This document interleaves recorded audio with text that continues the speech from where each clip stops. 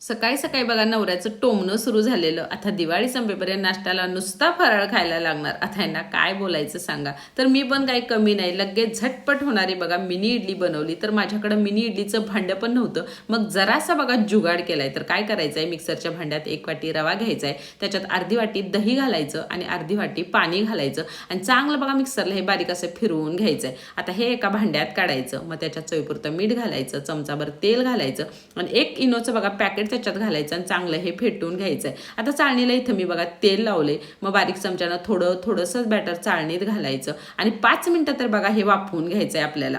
मस्त क्यूट अशा मिनी इडल्या आपल्या तयार झाल्यात की नाही बघा बघू. तर कधी कधी आपण का नाही काय होतं, डाळ तांदूळ भिजत घालायला विसरतो आणि इडली खायची एवढी इच्छा होते की नाही. मग अशा वेळेस झटपट अशी ही मिनी इडली बघा करायची. आता चवीत अजून जरा भर घालायला इडलीला मस्त बघा फोडणी देऊया.